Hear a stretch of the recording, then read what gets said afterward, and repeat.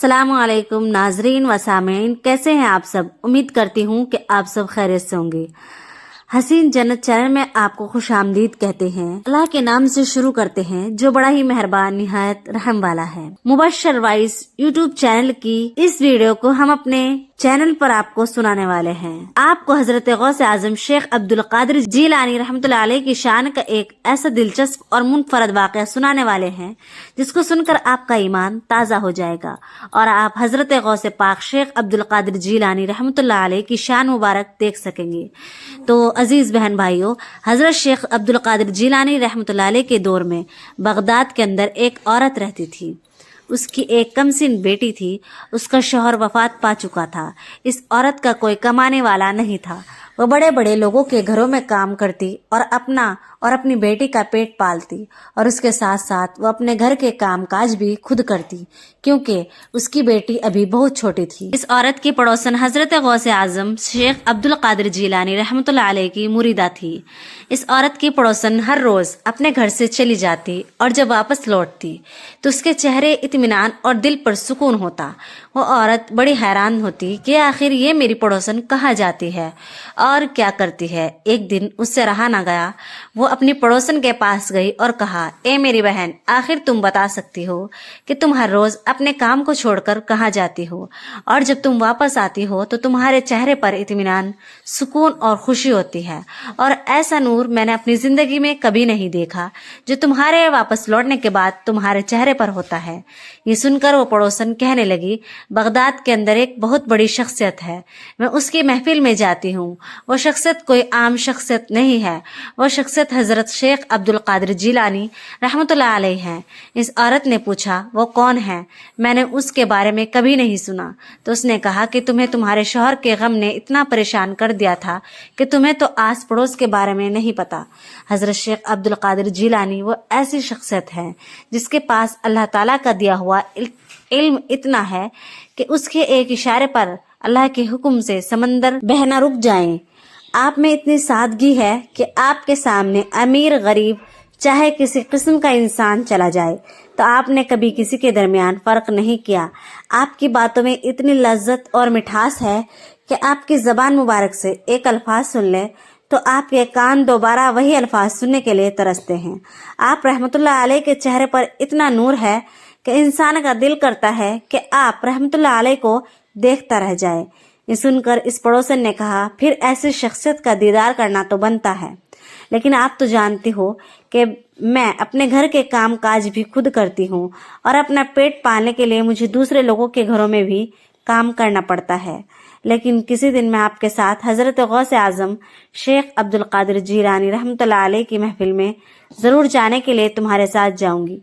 पड़ोसन ने कहा, ठीक है, तुम किसी दिन तैयार होना, मैं तुम्हें ले जाऊंगी। वक्त गुजरता रहा और वो औरत अपने घर के काम काज करने के बाद अपनी नन्ही सी बेटी को अपने साथ लेती, समुद्र के किनारे जाती, कपड़े धोने के बाद दोबारा लोगों के घरों में काम करने के लिए चली जाती। एक दिन उसकी पड़ोसन ने उसे कहा, ये दुनियादारी के काम तो चलते रहेंगे, लेकिन तुम कभी मेरे साथ जरूर चलो, हो सकता है कि फिर तुम्हें ये मौका ना मिले।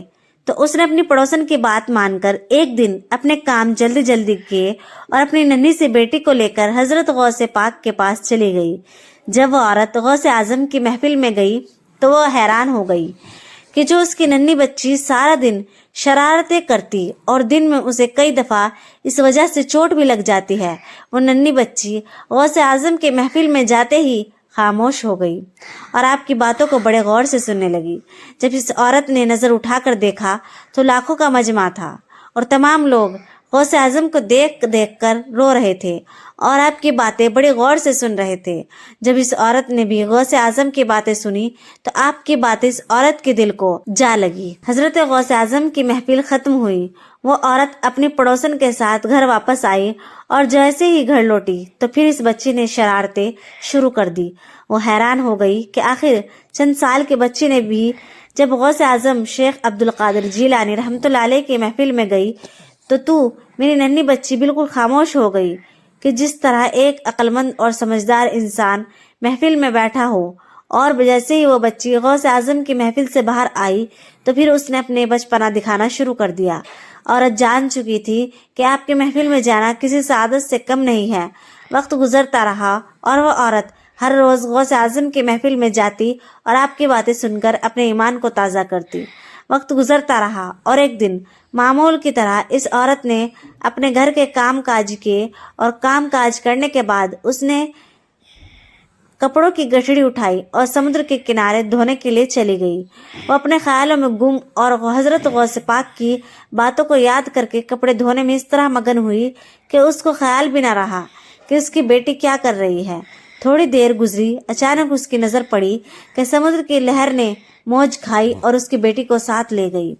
وہ عورت فوراً اسی طرح اٹھی اور اپنی بیٹی کو بچانے کی خاطر دوڑی، لیکن سمندر کی لہر نے اس کی بیٹی کو اپنی لپیٹ میں لے لیا تھا۔ وہ چیخنے لگی، چلانے لگی، لیکن اس کو اپنی بیٹی کا بال بھی نظر نہ آیا۔ ماں کا کلیجہ تھا، پھٹنے والا تھا۔ وہ اسی وقت دوڑتے ہکلاتے ہوئے اپنی پڑوسن کے پاس پہنچی اور کہا، خدا کے واسطے میری مدد کرو، میری اکلوتی بیٹی، میری زندگی کا واحد سہارا، میرے جینے کی واحد وجہ سمندر میں ڈوب چکی ہے، تو اسے بچاؤ۔ اس کی سہیلی نے پوچھا، تمہاری بیٹی کو ڈوبے ہوئے کتنا وقت ہو گیا ہے؟ اس نے کہا کہ کم از کم 1 گھنٹہ گزر چکا ہے۔ تو اس نے کہا، تمہاری بیٹی کا بچنا ناممکن ہے کیونکہ سمندر میں طوفان آیا ہوا ہے۔ دور دور سے سمندر غصے کی حالت میں دکھ رہا ہے اور ایسی حالت میں کوئی بھی انسان سمندر میں داخل ہونے کی جرأت نہیں کر سکتا۔ تو اس پڑوسن کو اس نے کہا، تم جانتی ہو میری بیٹی اگر نہ بچی تو میں بھی خودکشی کر لوں گی، میں اپنی بیٹی کے بغیر نہیں رہ سکتی۔ جب پڑوسن نے اس عورت کی یہ حالت دیکھی تو اسی وقت قاضی صاحب کے پاس گئی اور قاضی صاحب کو ساری صورتحال کے بارے میں بتایا اور اس کی منت کی کہ قاضی صاحب آپ چند ایسے آدمیوں کو تلاش کریں جو تیرنا جانتے ہوں تاکہ وہ سمندر میں تیر کر اس بچی کو تلاش کر سکیں۔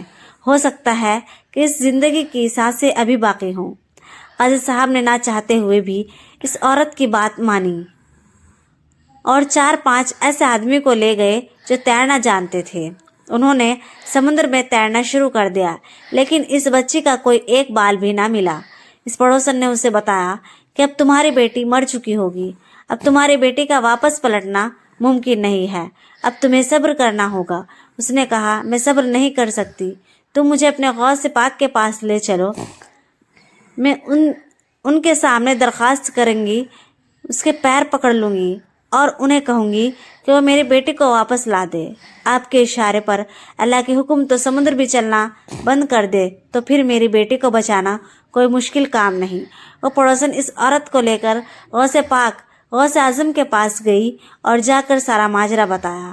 غوث اعظم رحمۃ اللہ علیہ نے پوچھا، اے خاتون، بتاؤ تمہیں بیٹی کو ڈوبے ہوئے کتنا وقت ہو چکا ہے؟ تو اس نے کہا، حضور میری بیٹی صبح سورج طلوع ہوتے ہوئے ڈوبی تھی اور اب دوپہر کا وقت ہو چکا ہے۔ یہ سن کر ایک آدمی کا تو عقل حیران رہ جاتا کہ اگر انسان پانی میں ڈوبے تو چند لمحے اس کی موت کے لیے کافی ہو جائیں گے، لیکن یہاں تو آدھا دن گزر چکا تھا اور وہ عورت کہہ رہی تھی کہ حضور آپ میری بچی کو بچا لیں۔ غوث اعظم نے اس خاتون اور اس کی پڑوسن کو ساتھ لیا اور آپ کے ساتھ ہزاروں کی تعداد میں مرید چل پڑے اور تمام لوگ سمندر کے کنارے پہنچ چکے تھے جہاں اس کی بچی ڈوبی تھی۔ تمام لوگ دیکھ کر حیران تھے کہ وہاں تو سمندر نے طوفان مچا رکھا ہے اور وہاں بچی کا بچنا ناممکن تھا اور وقت بھی کافی گزر چکا تھا۔ غوث اعظم سمندر کی لہروں کو دیکھ رہے تھے اور وہ عورت رو رہی تھی۔ شیخ عبد القادر جیلانی رحمۃ اللہ علیہ نے اس ماں کی آنکھوں میں دیکھا، آنکھوں میں ایک امید تھی تو اللہ کی رحمت سے لو لگائی ہوئی تھی اور اللہ کے فرما بردار بندے کو یہ بات بول رہی تھی اور آپ رحمۃ اللہ علیہ نے دعا کے لیے ہاتھ اٹھا دیے۔ اے دریا پر حکومت کرنے والے، اے لہروں کو اٹھانے والے، اے سب کو سنبھالنے والے، اے گھروں کو سنبھالنے والے، تو حاضر ہے، لیکن تیرا یہ بندہ عبد القادر تجھ سے التجا کرتا ہے، اس ماں کے دل کو تو سکون پہنچا دے، اس کی بیٹی صحیح سلامت دریا سے باہر آ جائے۔ اے میرے پروردگار، تو جانتا ہے میرا واسطہ تیرے ساتھ اور تیرے محبوب کے ساتھ ہے، میں تجھ پر یقین رکھتا ہوں، میرا ایمان تجھ پر ہے، میں جانتا ہوں کہ بندے کا یقین کبھی نہیں ٹوٹتا جب وہ اپنے رب سے لو لگاتا ہے، جب اس پر یقین کرتا ہے، اور بے شک میرے لیے میرا اللہ ہی کافی ہے۔ اے لوگو، تم سن رہے ہو، میرے لیے میرا رب ہی کافی ہے، میں مدد کے لیے اپنے رب کو پکارتا ہوں۔ اے اللہ، کیا تو اپنے عبدالقادر کی بات کو ٹھکرائے گا؟ یہ عورت میرے نبی کے خاندان کو چاہنے والی ہے، ان سے عقیدت رکھتی ہے۔ یا اللہ، تجھے تیرے محبوب، تیرے آخری نبی کی آل کا واسطہ، اہل بیت کرام کا واسطہ، اس کے اولاد اسے واپس کر دے۔ اس طرح ایک ماں کے چین کو نہ چھین۔ سارے منظر کو لوگ دیکھ رہے تھے، ہر ایک کی آنکھ اشک بار تھی۔ اللہ تعالیٰ کی سچی محبت اور حضور شیخ عبدالقادر جیلانی رحمۃ اللہ علیہ کی زبان سب سن رہے تھے۔ سب نے اپنی آنکھوں میں وہ محبت دیکھی، عشق الہی کا وہ جذبہ دیکھا کہ آپ کے وجود سے عشق الہی ظاہر ہو رہا تھا۔ آپ رحمۃ اللہ علیہ نے اس ماں کی طرف دیکھا اور کہا، اے عورت، تو سن رہی ہے میری بات؟ تیری بیٹی کا نام کیا تھا؟ اس نے آنسوؤں کو صاف کرتے ہوئے کہا، حضور، میری بیٹی کا نام حضور صلی اللہ علیہ وسلم کی پیاری بیٹی سیدہ کائنات شہزادی کونین کی نسبت سے میں نے اپنی بیٹی کا نام فاطمہ رکھا تھا، ان کے نام کا اس پر اثر ہو جائے۔ فاطمہ نام سن کر شیخ عبدالقادر جیلانی رحمۃ اللہ علیہ کو جلال آ گیا۔ اب تو وہ ہوگا جو دنیا دیکھتی رہ جائے گی۔ نام کی شان اور رتبہ۔ اب آپ رحمۃ اللہ علیہ نے دریا کے پاس کنارے کے بالکل قریب کھڑے ہو کر پکارا، اے فاطمہ، تمہیں ماں سیدہ کی نسبت کا واسطہ، باہر آ جا۔ یہ حکم دیا جا رہا تھا۔ جیسے آپ رحمۃ اللہ علیہ نے جلال سے پکارا تو دریا سے اس بچی کے دونوں ہاتھ باہر نکلے اور یہ آواز سب لوگوں نے سنی جب بچی نے کہا، لبیک یا شیخ عبدالقادر جیلانی رحمۃ اللہ علیہ۔ آپ رحمۃ اللہ علیہ نے اس بچی کو اس کے ہاتھوں سے پکڑ کر اس کو باہر نکال لیا۔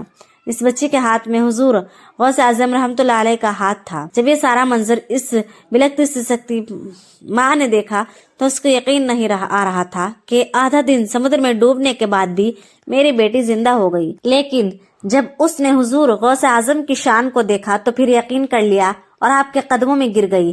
آپ رحمۃ اللہ علیہ نے فرمایا، اے خاتون، تمہیں میرے قدموں میں گرنے کی ضرورت نہیں، بلکہ اس رب کا شکر ادا کرو جس کے حکم سے تیری بیٹی واپس آ گئی ہے۔ بے شک یہ سب اللہ کے حکم سے ہوتا ہے۔ یہ سن کر وہ عورت آپ کی پکی مرید ہو گئی اور اس کے بعد آپ کے ہر ایک بات پر عمل کرتی، اور یہ بات پورے بغداد شہر میں آگ کی طرح پھیل گئی کہ حضور غوث اعظم شیخ عبدالقادر جیلانی رحمۃ اللہ علیہ نے آدھا دن ڈوبنے کے بعد بچی کو صحیح سلامت زندہ دریا سے واپس نکال لیا۔ تو ناظرین، یہ تھی ہمارے غوث اعظم شیخ عبدالقادر جیلانی کی شان۔ ناظرین، یہاں آپ کو حضرت شیخ عبدالقادر جیلانی رحمۃ اللہ علیہ اور ایک ہندو عورت کا ہندو ہوتے ہوئے شیخ عبدالقادر جیلانی پر ایمان ہونے کا ایک دلچسپ واقعہ سناتے ہیں۔ ایک گاؤں میں ایک ہندو اور اس کی بیوی رہتے تھے۔ اس کی بیوی نے کچھ منت مانگی تھی کہ میرا مقصد پورا ہو جائے تو میں فلاں مندر پر جا کر اپنے بت کی پوجا کروں گی، اور اس کی وہ منت پوری ہو گئی۔ اس نے اپنے شوہر کو ساتھ لیا اور اپنی منزل کی طرف رواں دواں ہو گئی۔ انہی کے گاؤں میں ایک مسلمان بھی رہتا تھا، لیکن وہ نام کا مسلمان تھا، وہ امیر انسان تھا۔ اس نے جب دونوں میاں بیوی کو پیدل جاتے ہوئے دیکھا تو اپنا عربی نسل کے گھوڑے پر سوار ہوا اور ان کے پیچھے جا پہنچا اور ان کو کہا کہ ہم ایک ہی گاؤں میں رہتے ہیں اور میں عربی نسل کے گھوڑے پر سوار ہو کر جاؤں اور آپ پیدل، تو یہ پڑوسی ہونے کا حق نہیں ہے۔ میں بھی اسی طرف جا رہا ہوں، اگر آپ چاہیں تو میرے ساتھ چلیں۔ تو اس کے شوہر نے کہا، نہیں، ہم نہیں، پیدل ہی ہم چلے جائیں گے، تم چلے جاؤ۔ اس نے کہا، یہ اچھا نہیں لگتا کہ میں گھوڑے پر جاؤں، آپ پیدل جائیں، لہٰذا آپ میرے ساتھ چلیں۔ اس ہندو نے کہا، نہیں، ہم 3 آدمی گھوڑے پر سوار نہیں ہو سکتے۔ تو مسلمان آدمی نے کہا کہ اس طرح کرو کہ تم مجھے اپنی بیوی میرے ساتھ بٹھا دو، میں اس کو مندر پر چھوڑ دوں گا اور تم آدھے دن کے بعد وہاں پہنچ جاؤ گے اور ایک دوسرے کو مل لینا۔ اس ہندو نے کہا، نہیں، میں یہ نہیں کر سکتا، میں اپنی بیوی تمہارے حوالے کیسے کر دوں؟ وہ ہندو جانتا تھا کہ اس کی بیوی بہت ہی خوبصورت اور حسین و جمیل ہے۔ وہ اس آدمی کی نیت کو بھی بھاپ چکا تھا، لہٰذا اس نے کہا کہ یا تو تم ہمیں کوئی ضامن دو یا پھر یہاں سے چلے جاؤ۔ اس مسلمان آدمی نے کہا، کس چیز کا ضامن؟ اس نے کہا، کسی ایسے بندے کی ضمانت دو کہ تم میری بیوی کو کوئی نقصان نہیں پہنچاؤ گے۔ تو اس نے کہا کہ اس جنگل میں یہاں میں آپ کو کوئی ضامن دے سکتا ہوں۔ تو ہندو کی بیوی نے کہا، تم اپنے غوث پاک کی، غوث اعظم کی ضمانت دے دو، تو پھر میں تمہارے ساتھ چلنے کے لیے تیار ہو جاؤں گی۔ وہ آدمی منافق تھا، اس نے بس کہہ دیا کہ ہاں، میں تمہیں غوث اعظم کی قسم کھا کر کہتا ہوں کہ میں تمہارے साथ कोई ज्यादती नहीं करूंगा। इस औरत ने यकीन करके इस आदमी के घोड़े पर सवार हो गई। जैसे वो इस घोड़े पर सवार हुई, इस आदमी ने अपने जेब से खंजर निकाला और उसके शौहर की गर्दन काट दी। उसके शौहर का धड़ गिरकर जमीन पर जा पड़ा। यह मंजर देखकर उसकी बीवी की चीखें निकल गई और उस आदमी ने अपना घोड़ा दौड़ाया। अब वो अपना घोड़ा दौड़ाए जा रहा था। इस हिंदू की बीवी पीछे मुड़ मुड़ कर देख रही थी। उसने कहा, तुम अब पीछे क्या देखती हो? तुम्हारा शौहर मर चुका है। तो उसने कहा, मैं अपने शौहर को नहीं देख रही, मैं तो तुम्हारे पीर गौसे आजम को देख रही हूँ। तो उसने कहा, तुम तो हिंदू हो, तुम्हें इस पर कैसे यकीन है? तो उसने कहा कि बेशक मेरा मजहब तुमसे मुखलिस है, लेकिन तुम्हारे पीर को मैं बहुत मानती हूँ, वह मेरी मदद को जरूर आएगा। थोड़ी देर गुजरी कि अचानक एक सफेद दाढ़ी वाला आदमी हाजिर हुआ। उसके मुंह से बेइंतहा नूर निकल रहा था। उसकी आंखों से निकलने वाले नूर ने इस आदमी को अंधा कर दिया और इस नूर में से एक तलवार निकली जिसने उसकी गर्दन काट दी। अब इस बुजुर्ग ने इस औरत को घोड़े पर बिठाया और इसी जगह पर ले आया और इस हिंदू के धड़ के साथ सर जोड़कर कहा, ए अल्लाह के बंदे, अल्लाह के हुक्म से खड़ा हो जा। और वह हिंदू आदमी इसी वक्त खड़ा हो गया और खड़े होने के बाद जैसे ही वो खड़ा हुआ, हुजूर गौसे आजम वहां से गायब हो गए। इस हिंदू ने कहा कि यह सब कैसे हो गया, मैं कैसे जिंदा हुआ? तो उसने अपनी बीवी ने अपने शौहर को सारा माजरा सुनाया और ये भी कहा था कि अल्लाह के बंदे, अल्लाह के हुक्म से खड़ा हो जा। तो इस औरत ने कहा, ये जुमला तो हुजूर गौसे पाक का था, लिहाजा हुजूर गौसे आजम खुद आए थे। ये सुनकर वो दोनों नौजवान हिंदू वहीं मुसलमान हो गए और पहले जो मंदिर में जा रहे थे उन्होंने अपने मंजिल मकसद मस्जिद की तरफ कर दिया। और इसी तरह गौसे आजम ने इस हिंदू का कटा हुआ सर धड़ के साथ जोड़कर इसको जिंदा कर दिया। तो नाज़रीन व सामीन, ये किस्सा आपको कैसा लगा? कमेंट में जरूर टाइप करना। अल्लाह ताला की तरफ अगर कोई एक हाथ बढ़ता है तो अल्लाह ताला उसकी तरफ 10 हाथ बढ़ता है। ये हकीकत है।